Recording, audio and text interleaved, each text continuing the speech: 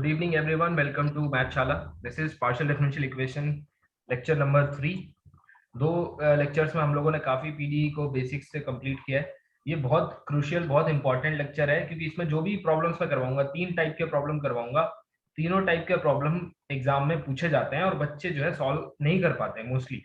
तो चारपिट और आपका जो लीनियर के कॉशी लीनियर के लिए रहता है लेग्रांज, इनके अलावा कुछ और भी तरीके के क्वेश्चन पूछे जाते हैं.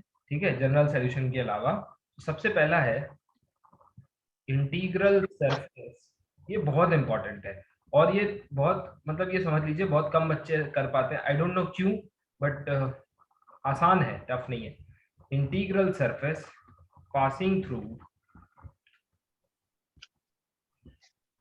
Given curve. अब देखो, आपको पता है सरफेस क्या होती है बेटा? कर्व से मिलके बनने वाली फैमिली है ना. Family of curves. सरफेस को आप कह सकते हैं family of curves. Family of curves. Family of curves. ठीक है. अब यहाँ पे मैंने एक चीज बताई थी आपको, इंटीग्रल सरफेस किसको रेफर करता है? सॉल्यूशन ऑफ पीडीई को. सॉल्यूशन ऑफ पीडीई याद रखना, इंटीग्रल सरफेस कभी भी पूछे तो एक्चुअली ये पीडीई में क्या पूछ रहा है. जैसे ओडी में आपको याद है, solve this differential equation let us से 9y = sin x with y of 0 = 1 and y of π/2 = let us say 0. तो ये क्या होता था? ये डेटा होता था, यानी कि 0,1 एंड π/2, 0 से पास होने वाला है ना. तो solution passing through these 2 points. ठीक है, यानी कि सॉल्यूशन तो बहुत ये होता था, सॉल्यूशन ये सब फैमिली होती थी. इस सॉल्यूशन के याद आया, ओडी में सॉल्यूशन जो है वो एक फैमिली रिप्रेजेंट करता था. ठीक है, तो वो जनरल सॉल्यूशन क्या लिखते थे? c1y(x) y1x plus c2y2x. ढेरों फंक्शन आते थे, c1 c2 की चॉइस बदलते रहिए, इस तरह की चीजें मिलेंगी.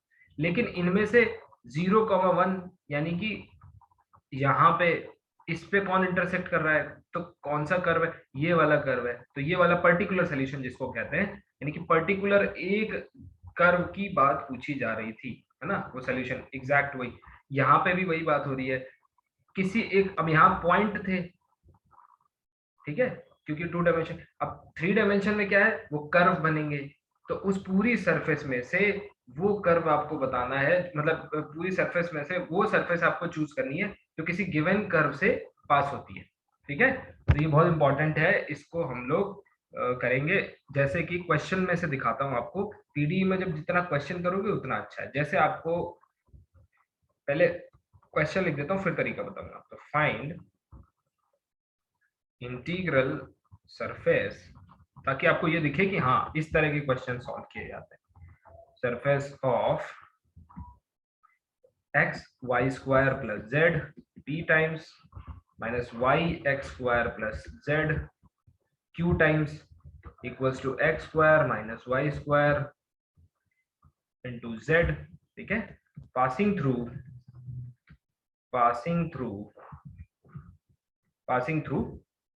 let us say आपको दिया हुआ है x plus y = 0 and z = 1. क्या आपने इस तरह के क्वेश्चन पीडीई में देखे? अगर देखे हैं अच्छी बात है, नहीं देखे हैं तो मैं बताता हूं आपको. ये सिमिलर जैसे ऊपर लिख दिया ना मैं ओडीई में, कि ये ओडीई दी हुई है, इसका सॉल्यूशन इन पॉइंट से पास होने वाला है. तो पीडीई में 3 डायमेंशन रहता है, इसका सॉल्यूशन जो आएगा वो 3 डायमेंशन z और x और y में आएगा. बताओ आएगा कि नहीं? जनरल सॉल्यूशन जो आता है x y z तीन कोऑर्डिनेट में आता है, तो उसमें से कोऑर्डिनेट कम कर दो, है ना. तो क्या बचेगा? कर्व बचेगा. तो एक सपोज y = -x और z = 1. ये भी एक प्लेन होता है बेटा, z = 1 एक प्लेन होता है. 1 प्लेन होता है ऐसे. हाँ, देखो 3 डायमेंशन में अगर इसको विजुअलाइज करना है ऐसे समझो, तो z = 1 ऐसे, ये z = 1 है, प्लेन हो गया. ठीक है. xy की पैरेलल. ये हाँ, ये एक इस तरह का प्लेन है जो इसको कहाँ काट रहा है? z = 1 पे. ठीक है, ऐसे समझ सकते हो. अब देखो यार, सही बना दिया मैंने, नहीं मतलब लगा नहीं था. चलो ऐसी इतनी खराब ज्योमेट्री है ये सब. खैर, अब देखो इस तरह की प्रॉब्लम्स को कैसे सॉल्व करना है, तो इनका यूज करते हैं हम लोग इसके सॉल्यूशन को निकालने. ठीक है, तो देखो पहले मेथड देख लो. ठीक है, तो एल्गोरिथम लिखवा देता हूँ। क्या एल्गोरिथम है? स्टेप 1, सबसे पहले तो आपको जनरल सॉल्यूशन फाइंड करना है। ठीक, find general solution, that is आपको phi of u comma v equal to 0, यानी कि that is find two independent solutions. देखो दोनों में कनेक्शन देखते जाओ। ओडी में y1 और y2 दो इंडिपेंडेंट सॉल्यूशन होते हैं, तो देखो कैसे जनरल सॉल्यूशन लिखा जाता है, इनके लीनियर कॉम्बिनेशन। यहाँ कॉम्बिनेशन u और v जब दो सॉल्यूशन आते हैं, तो उनकी फैमिली को कैसे कंबाइन किया जाता है, एक आर्बिट्री फंक्शन है ना। तो ये सब जब ये देखने लगोगे तब आपको डिफरेंस और जो ओवरलैपिंग है वो समझ में आएगी। तो फाइंड टू इंडिपेंडेंट सॉल्यूशंस से क्या बोलते हैं u और v, है ना, u और v। अब स्टेप 2 क्या करते थे, क्या करेंगे, तो देखो जो भी कर्व दिया होगा, ठीक है, कर्व मान लीजिए दिया हुआ है, सो पैरामीटराइज गिवन कर्व। ठीक, मान लो x को x ऑफ t, y को y as a function of t या थीटा, जो भी पैरामीटर है उससे। जो भी नए बच्चे हैं उनको मैं एक बार फिर से समझा दूंगा पैरामीटर का रोल क्या होता है, क्यों पैरामीटराइज करते हैं। x equal to r cos theta, y equal to r sine theta, बेटा ये भी पैरामीटराइजेशन है। ठीक है, कई बार क्या होता है, क्या रीजन है समझ लो, कई बार क्या होता है अगर फंक्शन एक से ज्यादा वेरिएबल पे डिपेंड कर रहा है ना, लेट अस से z depends on x and y, तो हम लोग दोनों में चेंज एक साथ नहीं देख सकते। मतलब z में अगर चेंज देखना है आपको तो क्या करना होगा, x में भी चेंज और y में भी चेंज दोनों। तो क्या हम किसी एक तरीके से इसको कनेक्ट कर सकते हैं, can we connect these two with one parameter. कुछ ऐसा नहीं हो सकता कि वो एक पैरामीटर यहाँ पे आ जाए, लेट अस से कुछ आ जाए, ठीक है, ये आ जाए, इसको चेंज करें तो सीधा z में चेंज दिखने लगे, मतलब इनमें चेंज। तो क्या किया जाता है, इन दोनों को एक कॉमन पैरामीटर से जोड़ दिया जाता है, t या फिर थीटा, जिसको आप देखते हैं। तो क्या होता है, r cos theta y equal to r sin theta. अब बताओ थीटा चेंज किया तो x y में एक साथ चेंज और z में एक साथ चेंज दिख जाएगा कि नहीं? Yes sir. y equal to x square, x equal to t. अब देखो x और y, x equal to t, y equal to t square. सिर्फ t में चेंज करो, x y में चेंज अपने आप दिखने लगेगा। समझ पा रहे हो? दिस इज द रूलिंग और this is why we need parameterisation. Curve को पैरामीटराइज कर लो तो आपको नंबर ऑफ वेरिएबल्स जो है वो कम हो जाते हैं, रिड्यूस हो जाते हैं। वो पैरामीटर ही चेंज करोगे तो रिस्पेक्टिव वेरिएबल्स में चेंज आपको दिखने लगेगा। तो मान लो आपने टी में फंक्शन बनाया, 3 फंक्शन बना दिए, फिर parameterise given curve and substitute in u and v, u और v दोनों में इसको सब्स्टिट्यूट करो। सब्स्टिट्यूट कर दिया, जब सब्स्टिट्यूट करोगे तो क्या गायब हो जाएगा बेटा बताओ, आपको क्या मिलेगा, u equal to c1 and v equal to c2। क्या मिलेगा, you will get u of x, t, y, t, z, t equal to c1, है ना, और v of x, t, y, t, z, t equal to c2। अब solve for c1 and c2, मतलब ये eliminate t आप eliminate कर दो इसमें से। ठीक, कैसे करेंगे क्वेश्चन में देखेंगे तो आपको क्लियर समझ में आ जाएगा। और सॉल्व फॉर का मतलब होता है फाइंड अ रिलेशन, इसमें एक रिलेशन फाइंड करो।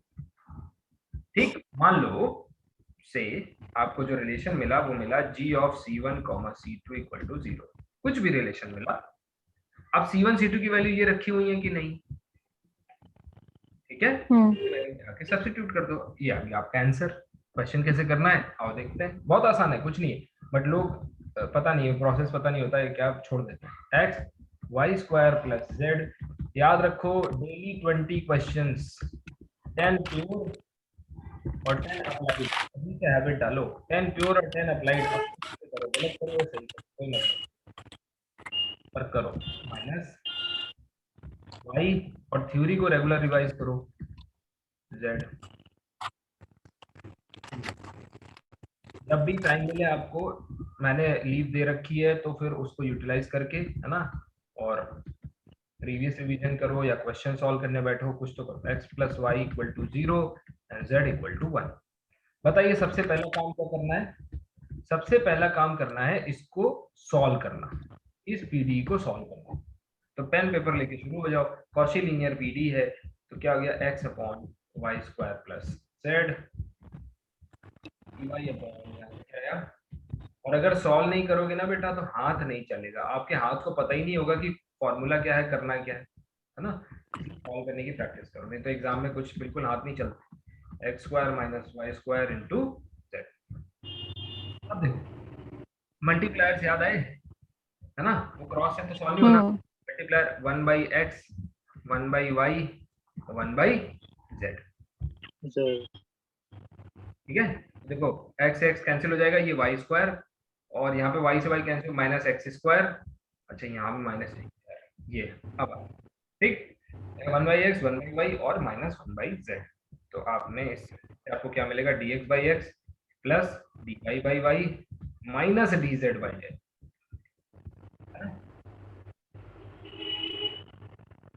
Equal to 0। अच्छा नहीं नहीं, माइनस डी बाई जेड नहीं, equal to minus d by z. gives dx by x plus dy by y plus dz by z equal to 0। ये इधर है ना, राइट हैंड साइड। तो आपको क्या मिल गया बेटा यहाँ से, log x plus log y plus log z equal to log c। log c1 log x y z x y z equals to c1। पहला फैमिली मिल गया। अब फटाफट दूसरा फैमिली बताओ। अच्छा ये मत करो, बता दो बस, एक फैमिली तो ये मिल गई, ठीक, इसको इक्वेशन मान डालो। दूसरी फैमिली में क्या करना है, अगर आप इसमें x से लिखे दे रहा हूँ, इसमें अगर x, इसमें y उसमें z मल्टीप्लाई करेंगे। नहीं नहीं, z की जरूरत नहीं पड़ेगी, क्यों पता है, इधर देखो x सर प्लस है वहाँ पे, हाँ इसमें ऑलरेडी है, बस प्रॉब्लम कर रहा हूँ। तो इसका मतलब है सिर्फ 1 करना है। ठीक, तो ये हो जाएगा आपका, सेकंड वाले से क्या आएगा, x, तो सेकंड वाला सॉल्व करना है, x dx plus y dy minus dz equal to gives you x square by 2 plus y square by 2 minus z equal to c2। ठीक है, this will give you x square plus y square। Question मैं खुद इतने आपके लिए solve कर दूंगा कि आपको बस इनको ही रिवाइज करना है ना, और फिर आपको जो बुक दी गई है, बुक में से क्वेश्चन देखा करो। देखो तो C2 ये आपको मिल गया, C1 और C2 अब क्या मिल गया, C1 C2 ही सब मिल गया। नाउ नेक्स्ट स्टेप क्या है, पैरामीटराइज करना है given curve.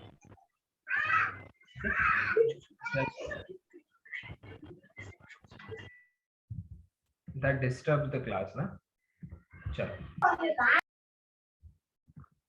So yes parameterise करेंगे, ठीक है। अब पैरामीटराइजेशन में क्या दिया हुआ है, x plus y equal to z, तो यहाँ पे क्या मानोगे, x plus y equal to z. तो पैरामीटराइज करना है इसको, तो x इक्वल टू टी लिया, तो y इक्वल टू अपने आप माइनस टी बन गया, क्यों, क्योंकि x plus y equal to 0 दिया हुआ है। एक को टी मान लो, दूसरा वाला अपने आप आ जाता है, एंड z की वैल्यू 1 दी हुई है, तो उसको पैरामीटराइज करना नहीं है। ये पैरामीटराइजेशन मिल गया।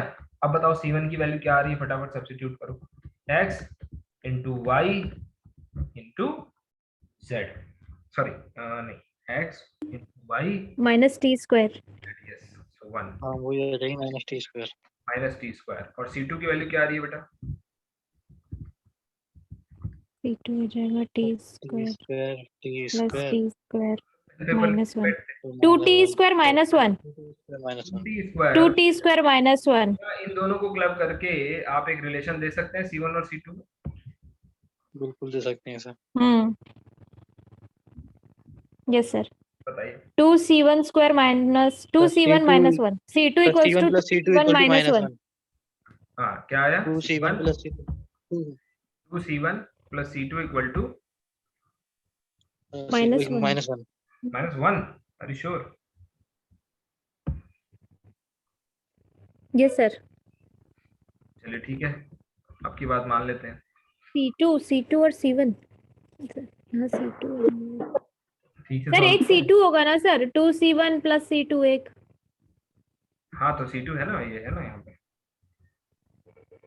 C1 लिखा ना सर आपने? सर वो C1 लिखने में लिखा थोड़ा है. ओ अच्छा अच्छा, ये हाँ हाँ ये C2 2 है.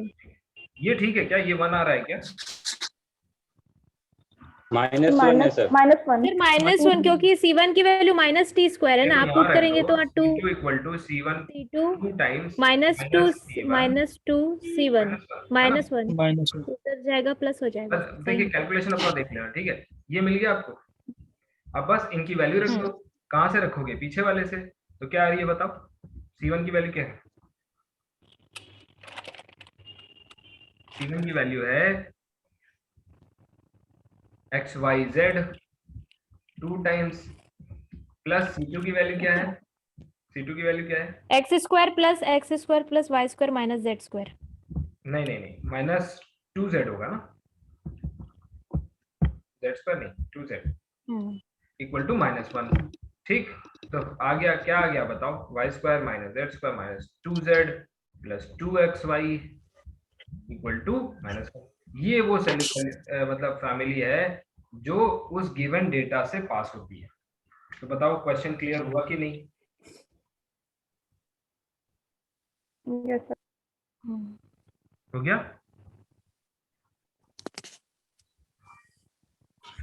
आगे मेरे बढ़ते को ये कुछ कंप्लीट इंटीग्रल जैसा दिख रहा।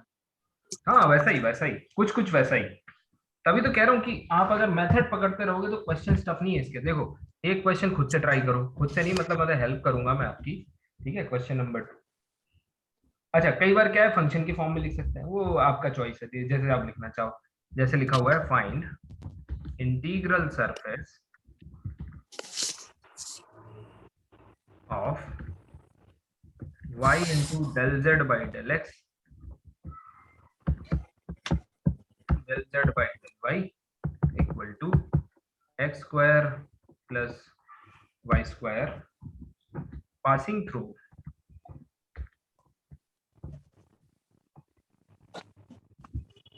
the curve x equal to, देखो कितना सही हो गया, आप लकी हैं तो आपको डायरेक्ट पैरामीटराइजेशन मिल जाएगा। ये भी नेट में आया हुआ क्वेश्चन है। z equal to 1 plus t²। ठीक है, तो सबसे पहले क्या करना है? सबसे पहले मुझे इस पीडीई का सॉल्यूशन चाहिए। ठीक, शॉर्ट में बताता हूँ। सबसे पहले सॉल्यूशन, सेकंड क्या चाहिए? पैरामीटराइजेशन। पैरामीटराइजेशन अपने पास है ही। ठीक, थर्ड में क्या चाहिए? Relation between C1 and C2। नहीं, बस खत्म। यहाँ पे बाद में फोर्थ स्टेप क्या है? सब्स्टिट्यूशन। सिर्फ C1 C2 की वैल्यू सब्स्टिट्यूट कर दो, हो गया। तो ये है, तो बस मुझे सबसे पहले सॉल्यूशन बता दीजिए, गो फॉर इट।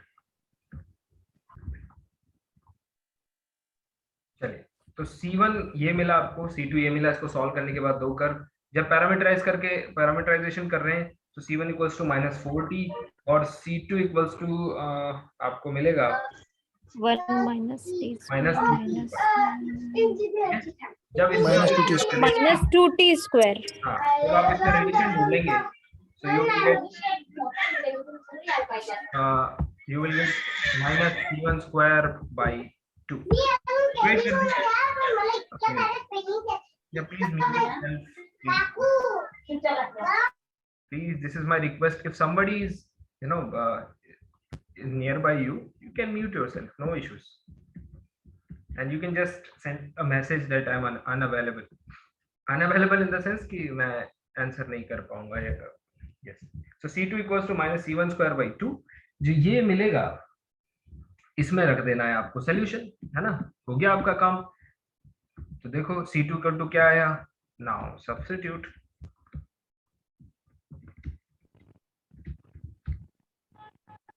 तो z = xy plus 1/8 x² minus y² whole square। That's it। ये आ गया सोल्यूशन आपका, बताइए इजी है? लग तो रहा है सर, अब तो हो जाएंगे। हो जाएगा अगर देखिए तरीका पता है तो 70% क्वेश्चन 70-80% क्वेश्चन हो जाते हैं। अब देखिए ये CSIR में आया हुआ क्वेश्चन है, मैं होमवर्क दे रहा हूँ तो एज इट इज वर्डिंग लिख रहा हूँ जैसा उन्होंने लिख के दिया था। Let ux, y be the solution of x ux plus uy equal to 1, है ना, वेयर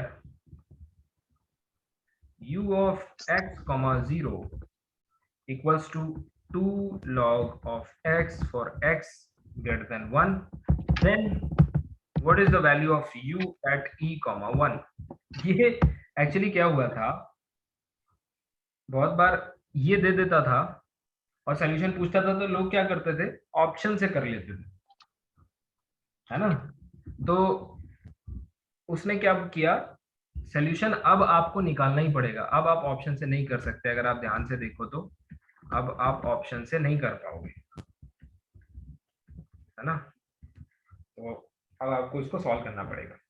तो ये पहली बार उन्होंने इस तरह से कुछ चेंज किया था, मतलब उन्होंने सॉल्यूशन नहीं पूछा, नहीं तो आप x, 0 सब्स्टिट्यूट करके निकाल लेते, उन्होंने उस पर वैल्यू पूछ दी। अब बताओ आप कैसे करो, ठीक है। आसान क्वेश्चन है, इसको सॉल्व करेंगे, लेकिन बहुत ही इंपॉर्टेंट है। इंपॉर्टेंट क्यों है, एक रीजन है, एक छोटा सा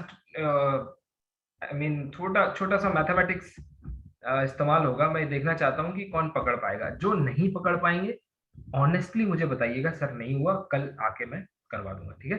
क्वेश्चन नंबर 2। सर यस बोलिए। सर मे बी z की जगह यूज किया है इसने फंक्शन। हाँ बेटा। सर ये z की जगह u यूज किया है ना इसमें, मतलब p की जो वैल्यू होती है del z upon del x, तो यहाँ जो p की वैल्यू हो जाएगी वो del u अपॉन del हाँ x बिल्कुल हो जाएगी ना। हाँ हाँ हाँ, वो तो एज इट इज फॉलो करेगा, उसमें कुछ नहीं। वो तो आपको डिपेंडेंट अपॉन इंडिपेंडेंट ऐसे याद रखना है ना, वो तो कुछ भी दे सकता है।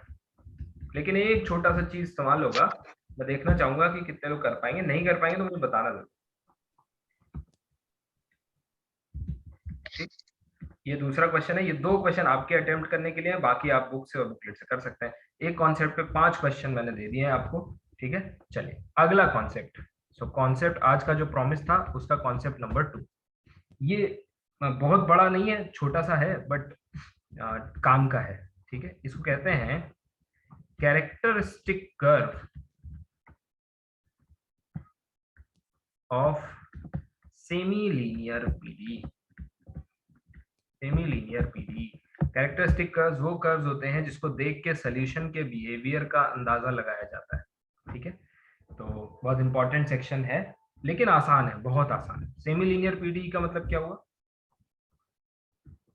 सेमी लीनियर पीडी का मतलब हो गया p of x, y, q, r of x, y, z.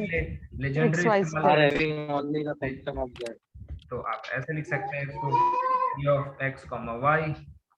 Semi linear है तो z का फंक्शन यहाँ नहीं हो सकता, ठीक है। सो नोटिस करिए यहाँ पे z का फंक्शन नहीं है।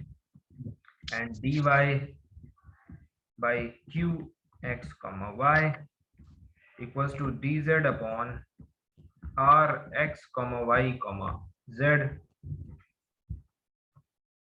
ठीक है।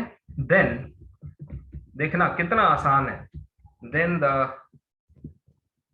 characteristic curve for this PDE is given by the solution of देखो किसका solution, dx by p of x, y equals to dy upon q of x, y, ठीक है। कल 17th है, right, if I am not wrong. Yes sir. Yes. कल तो Yes, result sir. आ रहा है ना नेट का, कल शायद कोई रिजल्ट है, मुझे याद नहीं है उसका। गेट का है, ओके ओके, गेट का है, ठीक है। डेट का तो आ गया।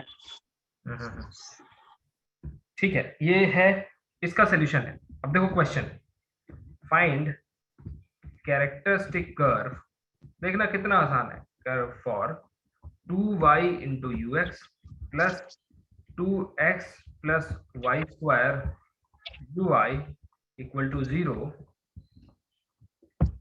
Passing through origin. ठीक है, कैरेक्टरिस्टिक कर्व निकालना है, एक सेमी लीनियर पीडी दी हुई है और पासिंग थ्रू ओरिजिन है। ठीक है, चलिए सॉल्व करते हैं, शुरू करते हैं। तो देखो p क्या है यहाँ पे 2y, q क्या है यहाँ पे 2x प्लस वाई स्क्वायर। तो कैरेक्टरिस्टिक कर्व किसका सोल्यूशन आएगा, तो dy by dx equal to क्या होता है q बाई p होता है ना, q of x y by p of x। याद रखना उल्टा होता है q बाई p। तो 2x plus y square divided by 2y, इसको थोड़ा सा सॉल्व करेंगे। तो आपको मिलेगा यहाँ से यू विल गेट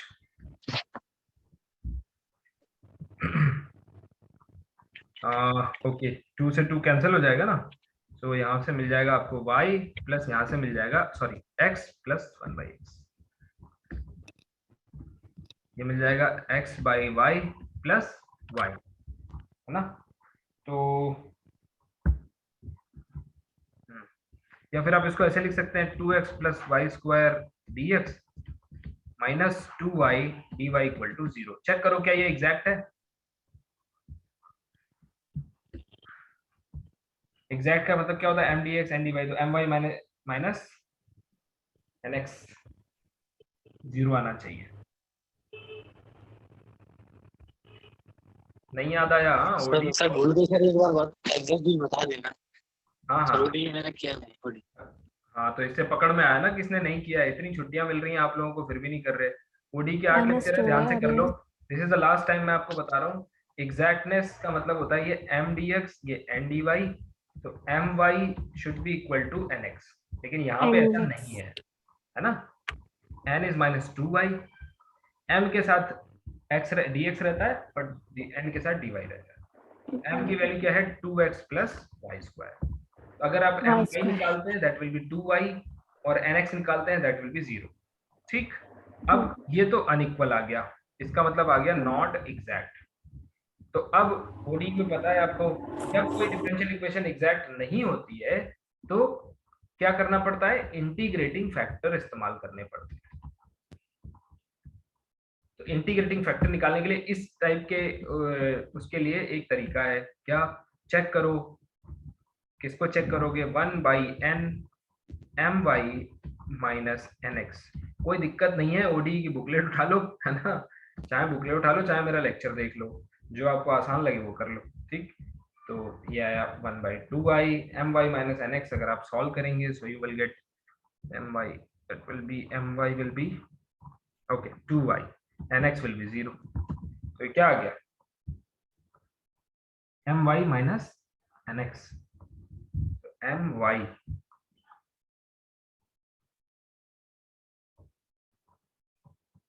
अच्छा nx minus my 1/n nx minus minus, so it will be -1। यानी इंटीग्रेटिंग फैक्टर क्या आ गया, यहाँ से जो फंक्शन आता है उसको एक्सपोनेंशियल में डाल दो e to the power -x। ठीक है, तो अब ये इंटीग्रेटिंग फैक्टर हो गया। इंटीग्रेटिंग फैक्टर से इसमें मल्टीप्लाई कर दो, क्या ही करवा रहे हो मुझसे, सॉल्व करा रहे हो ये सब। इंटीग्रेटिंग फैक्टर से इसमें मल्टीप्लाई कर दो, आपका सोल्यूशन आ जाएगा। तो लास्ट सोल्यूशन लिख दे रहा हूँ, u square equals to 2 times -x plus e to the power x -1। ये सब जैम वाले बच्चे करते हैं बीएससी में। ओ ठीक है, इस डिफरेंशियल इक्वेशन सॉल्व करके आपको ये करना है। तो ये आसान सी चीज है, इसमें ज्यादा कुछ दिक्कत की बात नहीं है। जैसे एक और क्वेश्चन देखते हैं, मान लीजिए लिखा हुआ है x del u by del y minus y del u by del x equal to u। तो फाइंड कैरेक्टरिस्टिक कर्व्स, बताइए इस बार आप बताइए, फाइंड कैरेक्टरिस्टिक कर्व्स।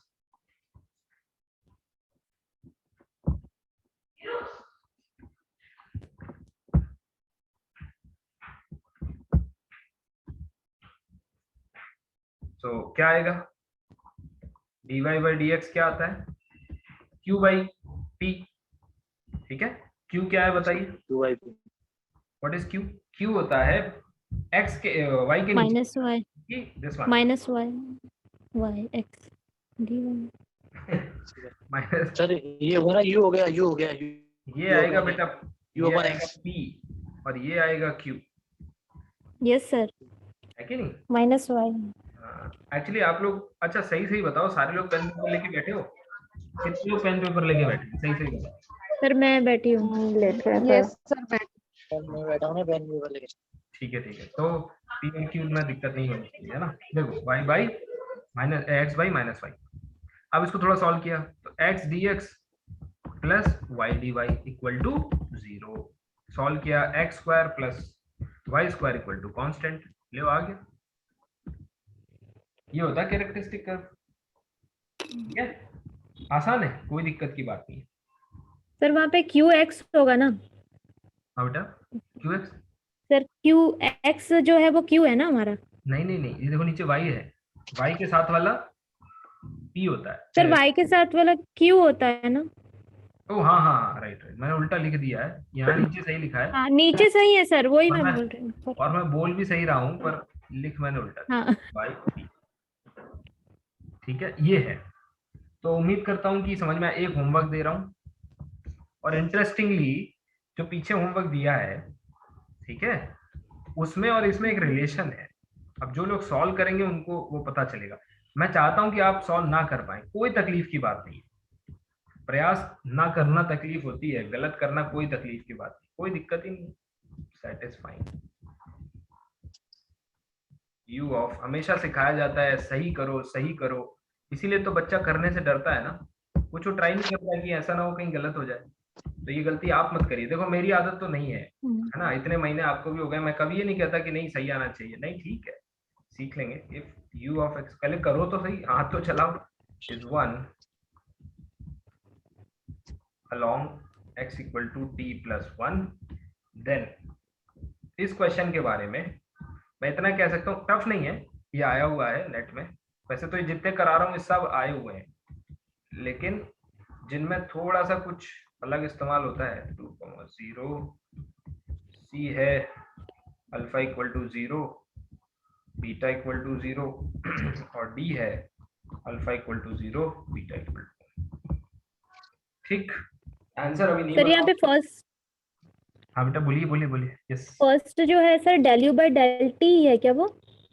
फर्स्ट क्या है? सर हाँ, जो वो टी, क्वेश्चन स्टार्टिंग का है del u by del t है ना? अब देखो, हाँ टी है। अब देखो इसको डिकोड करना सीखो, मतलब समझ लो, इसमें u डिपेंडेंट वेरिएबल है, ऐसे ग्राफ बना लिया करो, मैं तो ऐसे ही करता हूँ भाई। ये इंडिपेंडेंट एक वेरिएबल है x और एक है t, ठीक है, एक है x एक है t। तो जो x है वो प्राइमरी है और y की जगह पे t है, समझ पा रहे हो? तो ये है आपका p और ये है आपका स्मॉल q। अब p के साथ वाला क्या होता है पता है आपको? q होता है। एनीवे यहाँ कैरेक्टरिस्टिक कर्व नहीं पूछा है, तो ये मत सोचिएगा कि क्या है ये, क्या पूछा है बताओ, कब कहाँ का क्वेश्चन है ये, ध्यान से देखो। सॉल्यूशन में अल्फा और बीटा की वैल्यू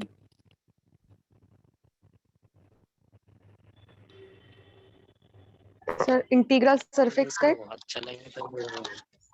हाँ, ये आपसे पूछा गया है कॉन्सेप्ट 1 का क्वेश्चन है ये, और ये कर्व दिया हुआ है। अब देखो क्या लिखा है, ये पता है क्या लिखा है? u of x is equals to 1। वो तो लिखा ही हुआ है, मेरा कहने का मतलब था ये लिखा हुआ है z इक्वल टू 1 और x को अगर आप कुछ पैरामीटर डालते हैं, लेटर से x को आप पैरामीटर डाल रहे हैं थीटा, तो t का पैरामीटर अपने आप हो जाएगा थीटा माइनस 1, ये होगा इसका पैरामीटर, समझ पा रहे हैं? बहुत बार लोग ये नहीं पूछ पाते, ये z इक्वल टू 1। अब याद करो इसको, देखो पहले और याद करो पिछले क्वेश्चन में कहाँ है, आई थिंक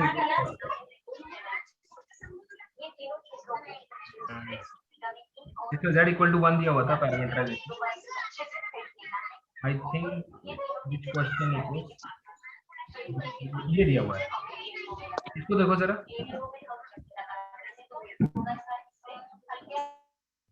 इसको देखिए, यहाँ पे जो लिखा है ना z, अगर इसी को मैं लिख दूं z of x, y equal to 1, बस यही चीज लिखी हुई है। कहाँ आगे आओ, ये भी पढ़ना देखो सीखो, ये भी मेरा ही काम है आपको बताना, है ना। यही चीज लिखी हुई है ये u इक्वल टू 1, समझ गए। ये यस और no.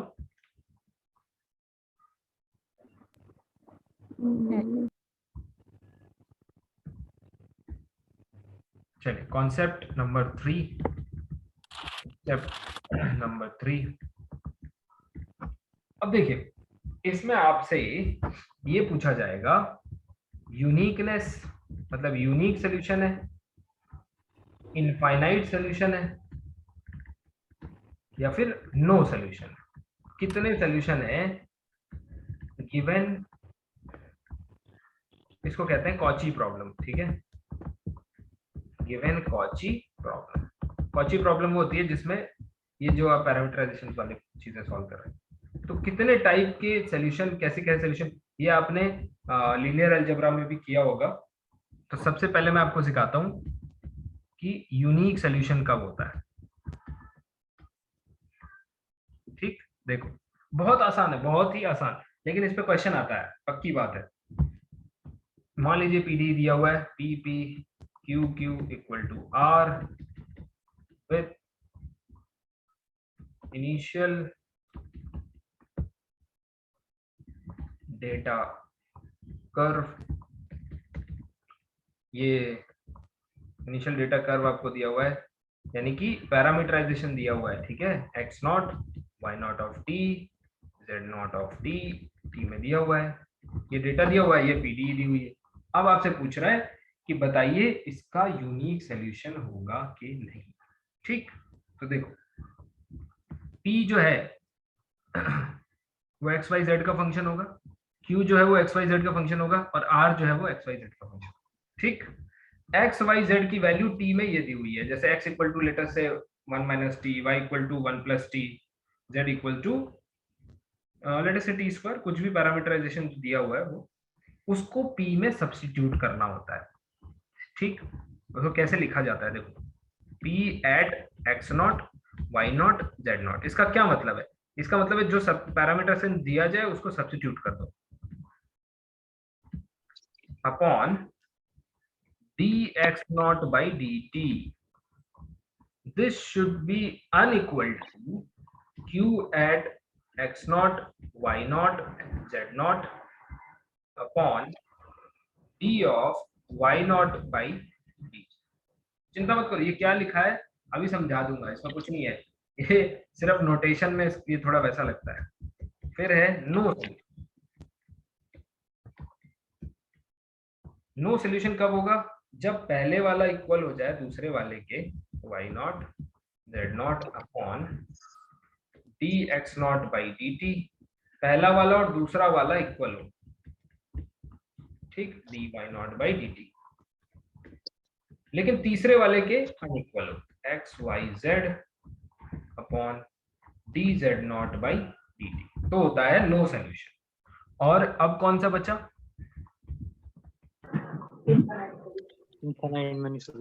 Infinite solution. Of course कब होंगे, जब तीनों बराबर होंगे, ठीक है। So p at x not, y not, z not divided by dx not by dt is equal to q x naught, y naught, z naught divided by dy naught by dt equals to r x naught, y naught, z naught divided by dz naught by dt। तो एक छोटी सी चीज आप समझ सकते हैं, इस quantity को a मान लीजिए, इसको b मान लीजिए, इसको c मान लीजिए। तो एक शॉर्ट तरीके से अगर मैं आपसे कहूं, तो अगर a equal to b equal to c तीनों इक्वल है, बहुत खुशी की बात है, इनफाइनाइट खुशियां मिल गई भाई आपको, ठीक है। a equal to b not equal to c, तीसरा वाला अनइक्वल हो गया, तो समझ लीजिए नो सॉल्यूशन, नो सॉल्यूशन। ठीक। यहाँ पे कितना था, इनफाइनाइट। ठीक है, अब इनफाइनाइट में से एक साइड गायब हो गई, कितने बचे, 0। और ए नॉट इक्वल, यानी पहले ही ट्राई किया और अनइक्वल आ गया, तो बस आगे बढ़ने की जरूरत नहीं है, एक ही सोल्यूशन होगा, यूनिक। जैसे आपको ठीक लगे आप वैसे याद रखिए। अब टू यू क्वेश्चन करा देता हूँ, 2-3 क्वेश्चन करा देता हूँ, देखो सारा क्लियर हो जाए। क्वेश्चन नंबर 1, ये आया हुआ है, गेट में आया है, dx del u by del x। आप करेंगे तो आपको ज्यादा समझ में आएगा। del u by del y equal to 2u satisfying initial data, initial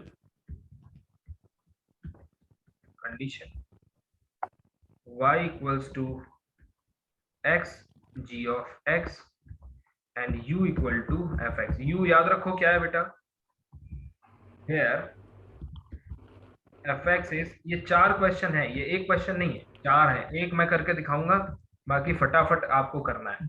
दूसरा,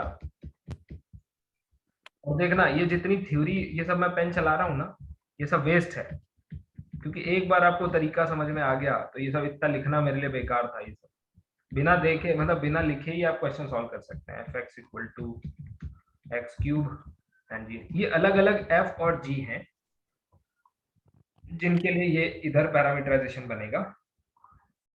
ये हो गया x, ठीक है, and fourth one is yes fx equals to x to the power 4 and gx equals to x। एक करके दिखाता हूं, बाकी आप मुझे करके दिखाओ। देखो p का वैल्यू बताओ पहले, सबसे पहले तो x। Very good, so p का वैल्यू आ गया, p is x, p at x, y, z, इसकी वैल्यू आ गई x। q का वैल्यू बताइए, what is the value of q? y। So q x, y, z is y and r का value बताइए। 2u।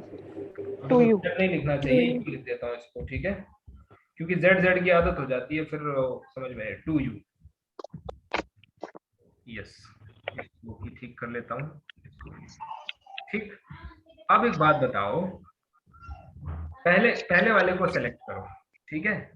fx इक्वल टू क्या दिया हुआ है, 2x दिया हुआ है, तो u इक्वल टू क्या दिया हुआ है, 2x। ये देखो u इक्वल टू fx है ना, u इक्वल टू 2x दिया हुआ है, और y इक्वल टू क्या दिया हुआ है, x into g of x। हाँ, यानी कि x हो गया ना, मतलब x आ जाएगा, yes। और x इक्वल टू x। अब बताओ जरा इसका पैरामीटराइजेशन। तो अगर आप x को t लिख दें तो y क्या आ गया, y आ गया t, और z क्या आ गया, और u आ जाएगा 2t। ठीक है। अब जरा मुझे क्वांटिटी a निकाल के दिखाइए। t एट x नॉट, मतलब x की जगह पे t, y की जगह पे t और z की जगह पे 2t, z मतलब u। बताओ p का वैल्यू क्या आएगा? सर a का वैल्यू t आ रहा है। अच्छा, आपने सीधा a निकाल लिया, कोई बात नहीं, पहले p का वैल्यू बताइए। t आ गया, x ही है, हाँ। एक है और तो कोई है नहीं, ठीक है। t लिखना है अपॉन क्या करना है, d dt और dx not by dt। x not कौन है, t, t वैल्यू क्या आ गई, 1, तो वैल्यू क्या आ गई a की, t। समझ में आया? अब जरा b की वैल्यू बताओ।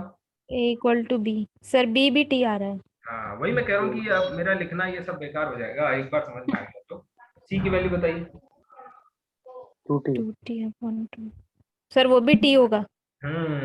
इरफान 2t नहीं होगा बेटा, फरहान 2t नहीं होगा, ये इनफाइनाइट सॉल्यूशन।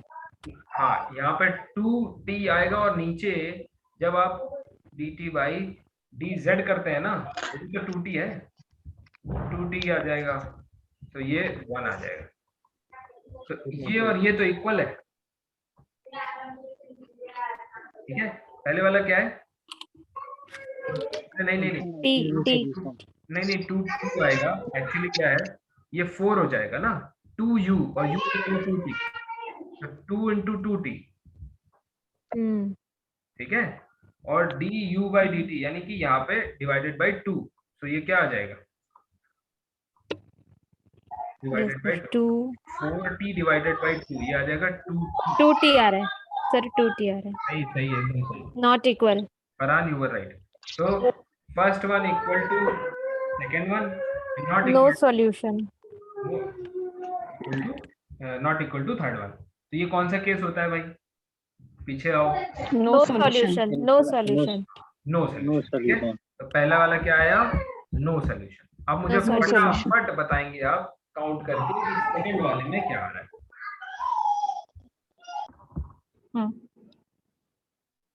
तो दूसरे वाले का इनफाइनाइट आ रहा है, बाकी आप ट्राई करेंगे, इसमें यूनिक सॉल्यूशन आएगा और इसमें भी यूनिक आएगा, इसमें यूनिक और इसमें भी यूनिक। डायरेक्ट ही है, बिल्कुल क्वेश्चंस हैं, ठीक है। आपकी प्रैक्टिस के लिए कुछ और क्वेश्चन, सारे तो आसान है। ओके, एक क्वेश्चन देता हूं आपको, ux minus uy equal to 2 और इनिशियल डेटा दिया हुआ है 2s, s,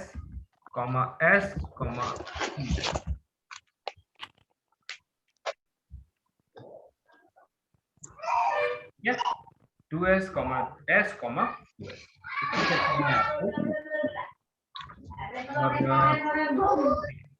अगला क्वेश्चन है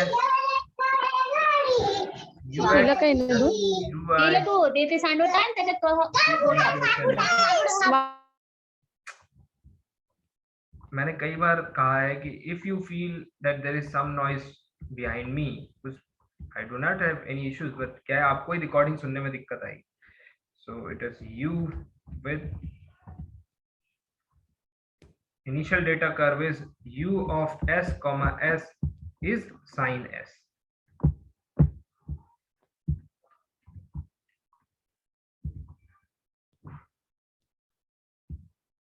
ठीक है, this is an important question और ये आप ट्राई करेंगे अभी, ये घर पे दिया हुआ है, ये अभी ट्राई करेंगे।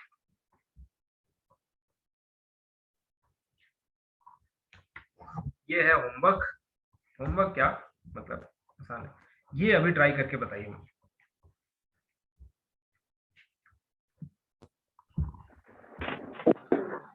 देखिए ये काफी मतलब थोड़ा सा चेंज्ड क्वेश्चन था, इसमें जो पैरामीटर है उसको आपको देखना था।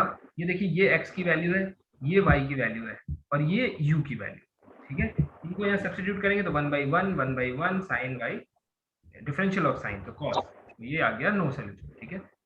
एक छोटा सा कॉन्सेप्ट है, बस उसको एक उसमें कराना है, surface which is orthogonal to given surface, मतलब एक सरफेस आपको दी जाएगी, ठीक है, उस सरफेस से ऑर्थोगोनल सरफेस आपको बतानी होगी, ठीक। तो let f x, y, z equal to c be the family of surface. मान लीजिए ये दी हुई है आपको family of surface, then solution of, देखो p del f by del x plus q del f by del y equal to del f by del z, ठीक है, equal to del f by del z will be the solution, will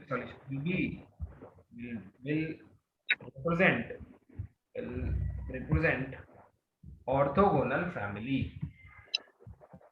बिल्कुल tension ना ले, example करेंगे अभी clear हो जाएगा। Question जैसे दिया गया, फाइंड ऑर्थोगोनल फैमिली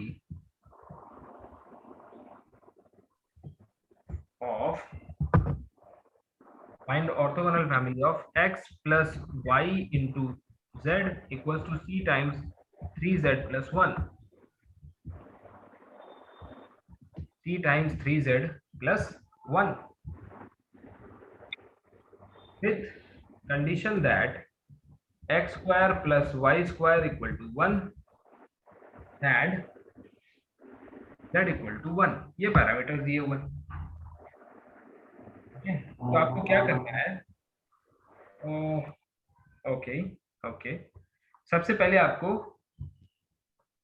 पूरे कांस्टेंट के फॉर्म में इसको लिखना है। तो c इक्वल टू क्या आ गया, x plus y into z upon 3z plus 1। ठीक है, अब dx divided by del f upon del x, ये है आपका f, this will be your f, ये है आपका फंक्शन कांस्टेंट के टर्म्स में। ठीक, अब इसको सॉल्व करना है, किसको, dy by del f by del y और dz by del f by del z। अब del f by del x कैसे निकालोगे, इसको x के रिस्पेक्ट में करके, इसको y के रिस्पेक्ट में, इसको z के रिस्पेक्ट में सॉल्व करोगे, आंसर आ जाएगा। ठीक है, जैसे जब आप सॉल्व करेंगे तो क्या आएगा, dx अपॉन, यह आ जाएगा z अपॉन 3z प्लस 1, फिर यह आ जाएगा dy upon z upon 3z plus 1, और ये आ जाएगा dz upon x plus y into 1 by 3z plus 1 whole square. ठीक है, कंडीशन हटा देता हूँ, कंडीशन से थोड़ा सा क्वेश्चन बड़ा हो जाएगा, कंडीशन हटा देता हूँ।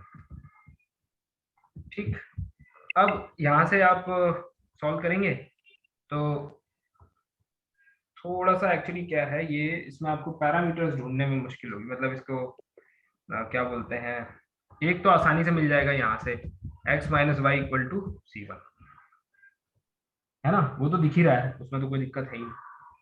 दूसरे को सॉल्व करने में थोड़ी सी दिक्कत आएगी, सॉल्व करके देखना अगर आपसे हो रहा है तो C2 इक्वल टू आएगा 1/3 z माइनस लॉग, हो जाएगा वैसे 3z प्लस 1 माइनस xy।